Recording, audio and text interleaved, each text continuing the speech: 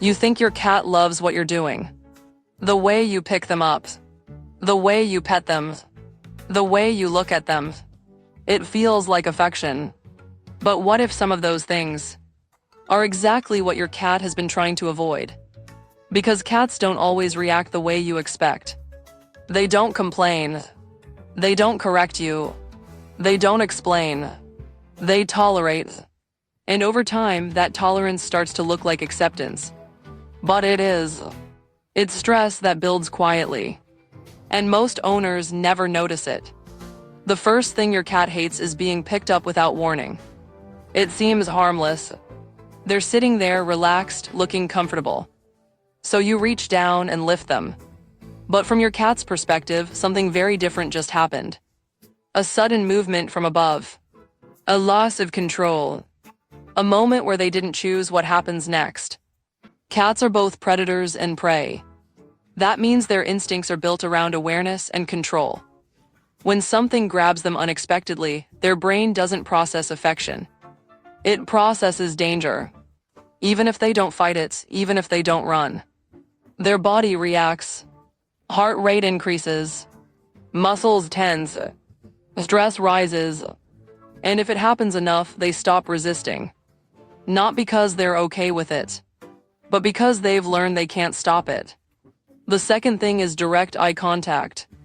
To you, it feels like connection. You look at your cat, they look back, and it feels like a moment. But in the animal world, that kind of stare doesn't mean affection.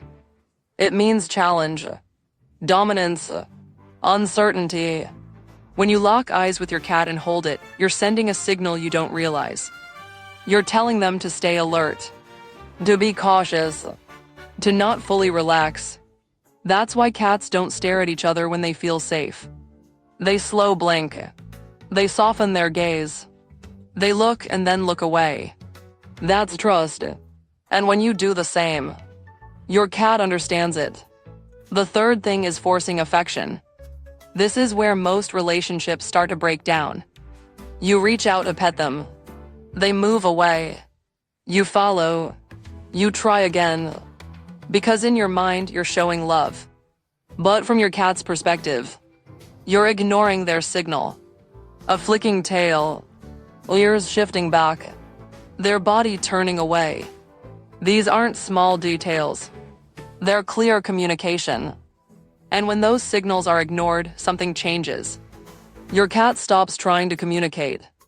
They either become defensive or distant, because they've learned that saying no doesn't matter. The fourth thing is changing their environment too quickly. Moving their food. Relocating their litter box. Rearranging their space. To you, it's a small adjustment. To your cat, it's disruption. Cats build mental maps of their environment. They know where things are. What feels safe. What feels predictable. And when that suddenly changes, their sense of control disappears. That's when stress shows up. Not always loudly. Sometimes it looks like avoidance. Sometimes confusion. Sometimes behavior you don't recognize. But underneath it is instability. The final thing is using punishment. Yelling, clapping, spraying water. It feels like correction. Like you're teaching them something. But cats don't process punishment the way we do. They don't connect it to the action. They connect it to you, to your presence, to your unpredictability. And over time, that association builds. You don't become the person who corrects behavior. You become the person they're unsure about. The one they approach carefully or avoid entirely. Because trust doesn't grow in fear. It fades, slowly, quietly, until it's gone. But here's the part most people don't realize. None of this is permanent. Cats don't hold grudges.